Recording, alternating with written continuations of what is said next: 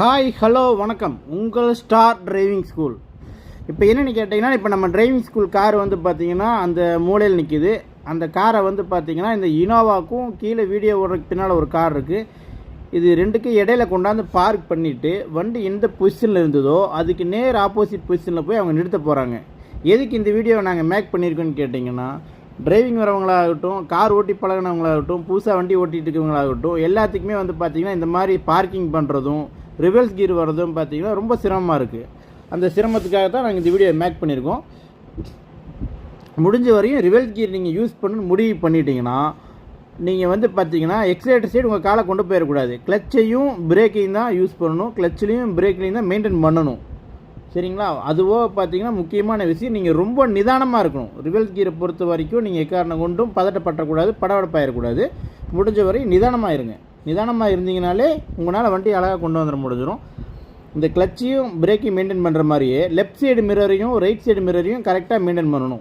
சரிங்களா? எக்காரணம் கொண்டும் எட்டி பார்க்கலாம், தலையை வெளியே விடலாம் அப்படின்லாம் ரிஸ்க் எடுக்காதீங்க. முடிஞ்ச வரையும் லெஃப்ட் மிரர் ரைட்டு மிரரை பார்த்து உங்களால் எவ்வளோ நிதானமாக இருக்க முடியும் அவ்வளோ நிதானமாக நீங்கள் ரிவர்ஸ் வந்தீங்கன்னா மட்டும்தான் வண்டி உங்களால் பார்க் பண்ண முடியும். வண்டி எப்படி நிதானமாக வருதுன்னு பாருங்கள். அவங்க எப்படி பார்க் பண்ணுறாங்கன்னு பாருங்கள். அவங்க காலை நல்லா நோட் பண்ணுங்கள். அவங்க கால் வந்து பார்த்தீங்கன்னா எக்ஸலேட்டர் சைடு போகவே போகாது.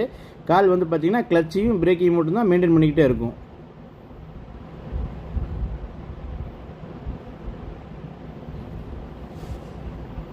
வண்டி ரிவர்ஸ் வருது பாருங்கள்.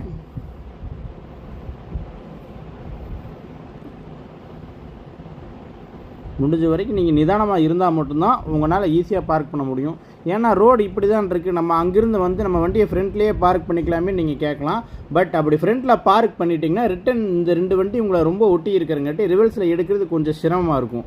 அதனால் முடிஞ்ச வரைக்கும் இந்த மாதிரி கிரிட்டிக்கலான இடங்களில் வண்டியை நீங்கள் ரிவர்ஸில் பார்க் பண்ணிட்டீங்கன்னா ஃப்ரண்ட்டில் எடுக்கிறதுக்கு உங்களுக்கு ஈஸியாக இருக்கும். வண்டி உங்களுக்கு ரிவர்ஸ் வரக்கு 2 நிமிஷம் ஆச்சுன்னா ஃப்ரண்ட்டில் நீங்கள் வெளியே வரக்கு 1 நிமிஷத்தில் வெளியே வந்துடலாம். முடிஞ்ச வரைக்கும் ரிவர்ஸ் வண்டியை நிறுத்தும் போதே கரெக்டாக நிறுத்திட்டிங்கன்னா ரிட்டன் வெளியே எடுக்கும்போது உங்களுக்கு கொஞ்சம் ஈஸியாக இருக்கும்.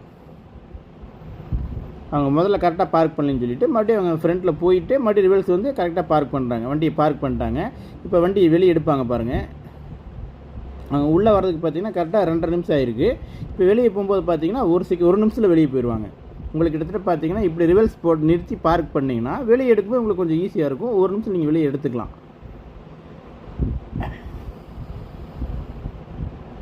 சேம் இதே மாதிரி டிரைவிங் உங்களுக்கு காருக்கு வேணும், உங்கள்கிட்டையும் வந்து சொல்லி தரணும்னு எதிர்பார்த்தீங்கன்னா எங்கள் காண்டாக்ட் நம்பரை நாங்கள் டிஸ்கிரிப்ஷனில் கொடுக்குறோம், பயோவில் கொடுக்குறோம், அதுவாக டிஸ்பிளேலையும் கொடுக்குறோம். எங்களை காண்டாக்ட் பண்ணுங்கள். நாங்கள் டைரெக்டாக உங்கள் வீட்டுக்கே வந்து உங்களுக்கு டிரைவிங் சொல்லித்தரோம்.